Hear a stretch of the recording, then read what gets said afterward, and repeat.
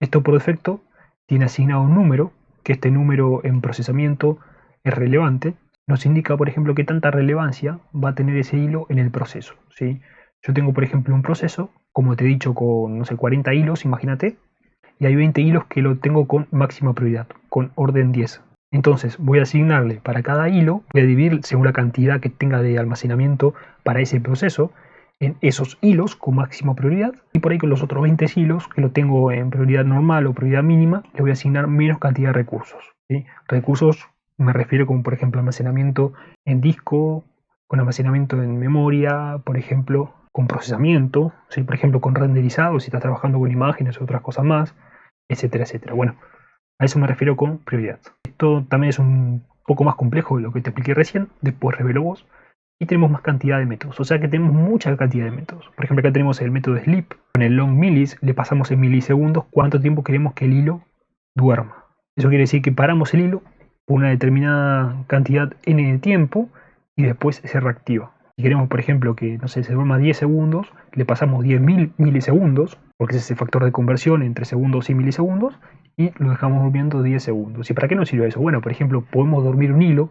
y podemos despertar otro, o tenemos 5 hilos en paralelo en ejecución y queremos dormir 3 de los 5, ¿sí? Para que los otros dos tengan mayor orden de prioridad, ¿sí? Se los seteamos con máxima prioridad y va a realizar la acción que debe realizar. No sé, por ejemplo, tenés 4 aplicaciones abiertas y querés que cargue más rápido una aplicación, ¿se entiende? Pones a dormir los otros hilos del proceso para la ejecución de esa aplicación y bueno, activas con el máximo orden de prioridad los hilos que querés. En este caso, bueno, hacete una comprobación lógica, ¿sí?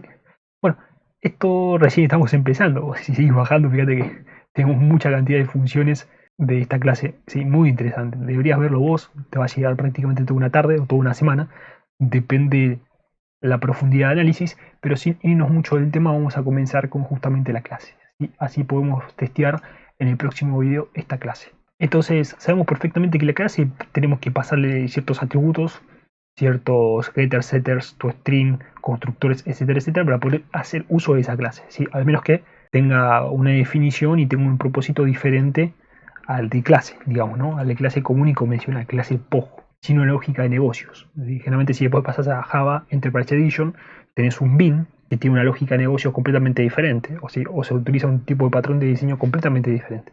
Pero bueno, no me quiero ir del tema. Vamos a declarar algunos campos, si ponemos atributos, por ejemplo, el ID. Vamos a declarar, por ejemplo, el PID. Si el PID, si nos fijamos en el proceso, ¿sí? vamos a considerar que por el momento tenemos un hilo por un proceso. Si nos fijamos, por ejemplo, el PID, bueno, en detalles creo que era, este es el PID, ¿sí? Es el identificador mismo del proceso. Cada uno de estos son procesos que están en ejecución y tenemos un PID, que es un identificador único del proceso. Si nosotros sabemos una bash o un CMD o lo que fuese, ¿sí? Podemos identificar el proceso según su PID. Directamente por ahí del procesamiento en CPU que esté consumiendo, o la memoria utilizada, o etcétera, etcétera, otras cosas más. El PID es el principal factor que tenemos nosotros de poder identificar lo que es un proceso y es completamente único. Así que bueno, podemos por ejemplo comenzar con el PID, ¿sí?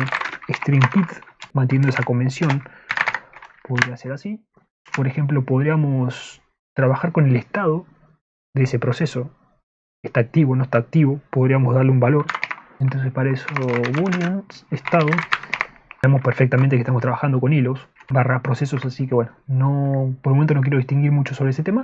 Y bueno, por ejemplo, podríamos darle la cantidad de subprocesos. Sabemos que en un proceso tenemos muchos subprocesos. Eso viene a nivel arquitectónico en la parte, por ejemplo, de microprocesadores. Debería verlo vos, pero bueno, simplemente vamos a indicarle subprocesos. Bien, perfecto.